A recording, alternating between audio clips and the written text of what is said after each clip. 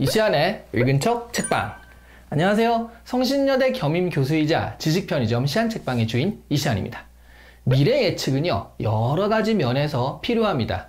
국가 정책 같은 아주 거창한 목표까지는 안 가더라도요, 개인적인 차원에서도 앞으로 뭐 해 먹고 살아야 할지, 암호화폐 같은 거는 과연 투자를 해야 하는 건지 해서는 안 되는 것인지, 이렇게 미래를 예측할 수 있다면 기회가 어디든지 있으니까요. 하지만 미래는요, 절대 예측할 수가 없습니다. 부동산이나 주식 같은 경우를 보면 전문가들은요, 항상 50대 50으로 올라간다와 아니다 파로 나뉘죠. 그들의 예측 역시 맞을 확률은 그러니까 50%인 거예요. 하지만 확실하게 예측할 수 있는 미래가 하나 있습니다. 바로 인구예요. 지금 태어난 아이들은 10여 년 후에는요, 한참 학교를 다닐 거고요. 20년에서 30년 정도 지나면 사회에 진출할 거죠. 그리고 한 4, 50년 후에는요, 이 사회에 중추가 되어 있을 것입니다. 그러니까 그 인구수를 알면 어느 정도 몇십 년 후에 미래에 대한 이야기를 할 수가 있습니다. 그래서 관심 가질 만한 책이 하나 있는데요. 바로 오늘 소개해드릴 책이죠. 조영태 교수의 인구, 미래, 공존입니다. 조영태 교수는요, 인구에 관해서는 한국에서 몇 손가락 안에 뽑히는 전문가이신데요. 계속 인구의 미래에 대한 경고를 하고 계시거든요. 이 책은요, 그동안 해오던 인구의 미래에 대한 경고도 담고 있지만 한 단계 더 나아가서요, 그렇다면 우리는 어떻게 대응을 하면 좋을지에 대한 대안을 같이 제시하고 있습니다. 우선 우리나라는요, 2021년 들어서 데드크로스에 접어들었습니다. 데드크로스는 태어난 인구가 사망한 사람보다 적은 시점을 말합니다. 보통은 태어난 인구가 사망한 인구보다 많기 때문에 결과적으로 플러스가 되어서 이 땅에 사람들이 살고 있는 거잖아요. 그래서 태어난 인구는 보통은 사망한 인구보다 그래프상 위에 가 있기 마련이에요. 그 추세가 반대가 되면요, 꺾은선 그래프상에 태어난 인구와 사망한 인구의 추세가 크로스되어 만나는 지점이 존재하겠죠. 그것을 바로 데드크로스라고 부르는 겁니다. 2021년 1월 행안부 보도 자료에 따르면 2020년에 사망한 사람은 30만 7,700명이었고요. 태어난 사람은 27만 5,800명이었습니다. 코로나 때문에 일시적인 현상 아니냐고 생각하시는 분도 있겠지만요. 2020년에 태어났다는 것은 2019년에 출산에 대한 계획이 있었다는 거거든요. 그러니까 코로나의 영향 때문이라고만은 할 수 없는 거죠. 그리고 또 하나 주목할 만한 사실은요, 태어난 인구가 27만 명으로 30만 명 아래로 떨어졌다는 거예요. 지금 이 영상을 보시는 분들 가운데 학력고사 세대도 있으실 겁니다. 그분들은 보통 90에서 100만 명 정도가 같이 시험을 보신, 그러니까 같은 해에 태어난 사람들이고요. 82년생 김지영이라는 소설로 유명한 82년생들은 85만 명 정도 돼요. 그랬다가 흔히 우리가 90년생이 온다라고 하잖아요. 90년생들에 들어서는요, 60에서 80만 명 사이 정도를 왔다 갔다 합니다. 그러다가요, 2002년생들은요, 50만 명 아래로 떨어집니다. 40몇만 명쯤 되는 거죠.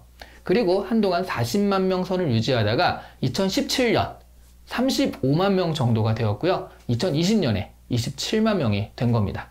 30여 년 만에 3분의 1이 된 거예요. 한국의 합계 출산율은 2020년에 0.84였습니다. 2명이 결혼해서 0.84명이 태어나는 거죠.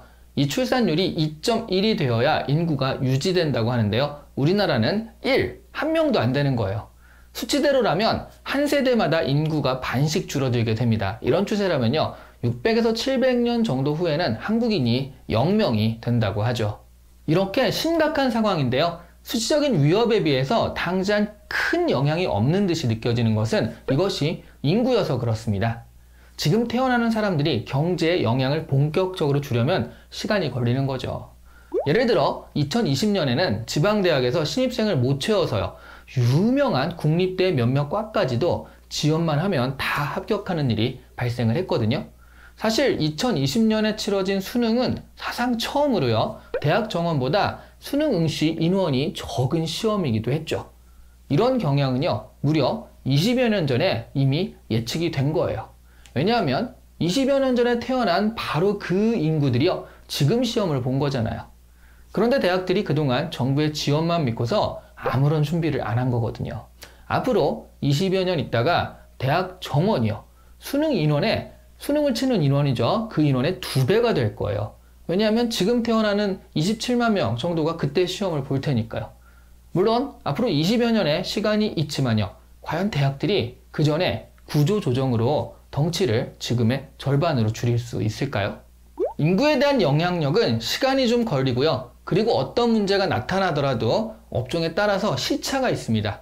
가령 영유아 관련 비즈니스는 당장 출생 인구에 영향을 크게 받는데요.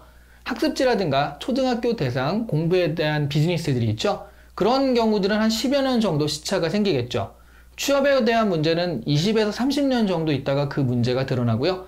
혼수용품을 파는 비즈니스를 하시는 분들은 30여 년 정도 있다가 영향을 받게 됩니다. 그러니까 사회 전반에 걸쳐서 한꺼번에 문제가 드러나지 않게 되니까요. 사회 문제로 크게 부각되지 않는 면도 있어요. 사실 이런 인구에 대한 수치와 경고들은요, 이 책의 극히 일부분이에요. 크게 인구, 미래, 공존이라는 세 장으로 나뉘어진 부분에서 인구에 해당하는 이야기입니다. 하지만 이 수치만으로도 심각성을 공유하기에는 충분한 것 같습니다.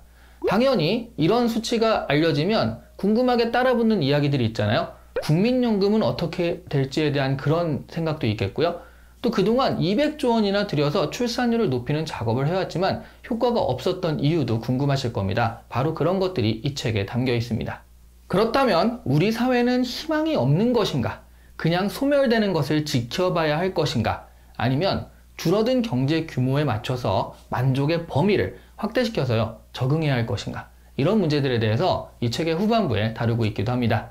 일단 우리 사회 인구가 확 줄어들긴 했지만 앞으로 10여 년은요, 지금 이 정도로 유지되다가 갑자기 뚝 떨어지는 인구 절벽이 온다고 합니다.